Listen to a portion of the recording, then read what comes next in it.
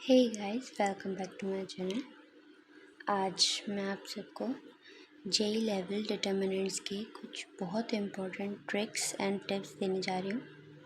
और अगर आपने डिटर्मिनेंट्स ट्वेल्थ क्लास लेवल का नहीं पढ़ा है तो उसकी भी मैंने वीडियो डाल रखी है, so please check it out, okay. And अगर आपको ये इस वीडियो के या क्लास 12 डिटर्मिनेंट्स के नोट्स चाहिए तो उसके लिए आप मेरा व्हाट्सएप चैनल ग्रुप ज्वाइन कर सकते हैं फ्री ऑफ कॉस्ट। वहाँ पर आपको नोट्स मिल जाएंगे, okay. So let's start our chapter, means उसके इम्पॉर्टेंट टॉपिक्स। सबसे पहले डिटर्मिनेंट्स हमको आता है कि क्या होता है, ओके। स्क्वायर मैट्रिक्स होती है, डिटर्मिनेंट कहलाते हैं। सो अगर हमने डिटर्मिनेंट ढूंढा और हमने माइनर्स और कोफैक्टर्स भी पढ़े थे, तो अगर हमने डिटर्मिनेंट ढूंढा तो उसमें जो ये फर्स्ट लाइन है, मतलब हमारी फर्स्ट कॉलम है, फर्स्ट कॉलम को कोफैक्टर्स फर्स्ट कॉलम के मल्टीप्लाई करेंगे तो हमारा डिटर्मिनेंट आ जाएगा, ओके। एक बार मैं फिर समझाती हूँ। अगर हम कॉलम 1 को कोफैक्टर्स जो हमने बनाए होंगे उससे मल्टीप्लाई करेंगे तो डिटर्मिनेंट्स आ जाएगा, ये शॉर्ट ट्रिक है। और अगर हम डिटर्मिनेंट को ज़ीरो प्रूफ करना है, या अगर हम जैसे कि कॉलम 1 को किसी भी कोफैक्टर से मल्टीप्लाई कर देंगे तो हमारा डिटर्मिनेंट ज़ीरो आएगा। बट अगर हम कॉलम 1 को कॉलम 1 के ही कोफैक्टर से मल्टीप्लाई करेंगे तो हमारा डिटर्मिनेंट मिल जाएगा, ओके। माइनर्स जैसे कि मैं आपको एक बार बता देती हूँ, जैसे कि अगर हमें माइनर ऑफ A11 ढूंढना है तो हमें फर्स्ट रो और फर्स्ट कॉलम को नेगलेक्ट करते हुए जो भी रिमेनिंग है उनका क्रॉस मल्टीप्लिकेशन करके जैसे हम डिटर्मिनेंट निकालते हैं सिंपली वैसे निकालना है।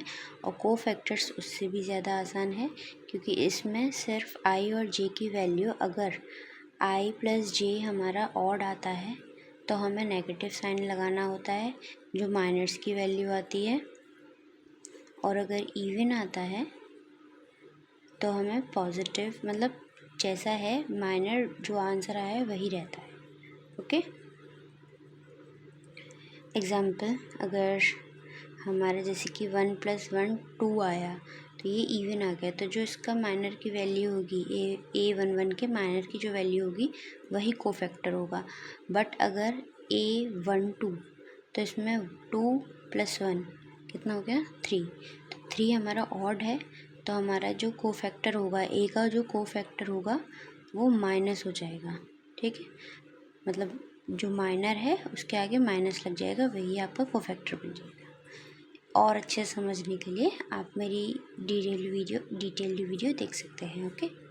नाउ अब हम इम्पॉर्टेंट प्रॉपर्टीज़ देखते हैं जो कि डायरेक्टली हमारे जेईई मेंस के क्वेश्चन में मिल सकती हैं, हमें देखने को मिलती हैं। जैसे कि ये जो, अगर हम कॉलम्स को रो में चेंज कर दें तो वो इक्वल रहता है, उसमें कुछ चेंजेस नहीं आते डिटर्मिनेंट में, ओके। एंड सेकेंड प्रॉपर्टी है हमारी, ये हमारा डिटर्मिनेंट है। डिटर्मिनेंट का ट्रांसपोज नहीं, सॉरी, जैसे कि ए को बी की जगह और बी को ए की जगह ले आए तो इसका मतलब ये इक्वल होंगे but negative.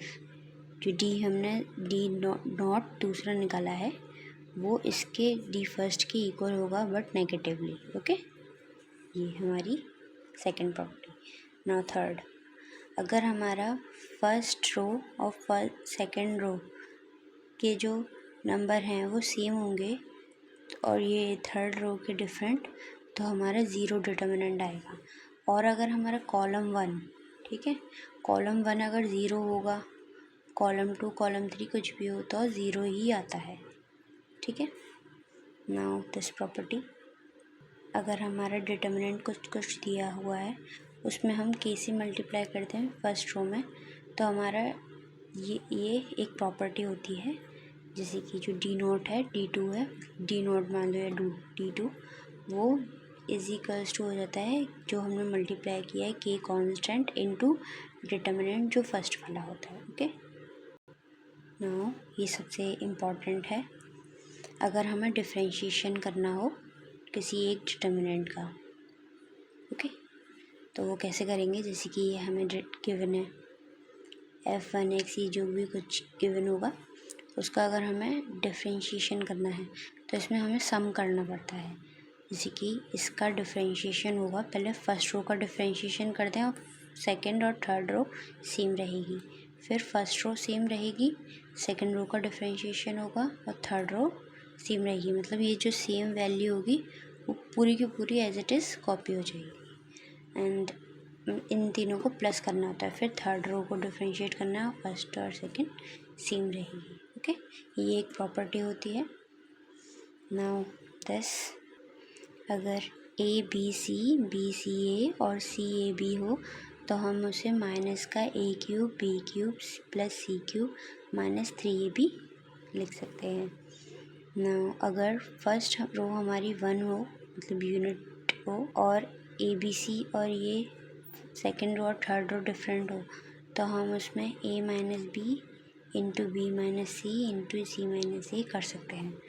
Now next property, इसमें अगर हमारा यहाँ पर स्क्वायर था, यहाँ पर क्यूब है, अगर 1 हो, यूनिट हो, यहाँ पर यूनिट डिजिट, और यहाँ पर हमारे यहाँ पर क्यूब हो रहा हो, यहाँ पर नहीं, रो 3 में हो रहा, रो 2 में नहीं, तो a minus B into B minus C into C minus A into A plus B plus C. यहाँ पर हमारी प्रॉपर्टीज़ ख़त्म होती हैं। अब एक बहुत इम्पॉर्टेंट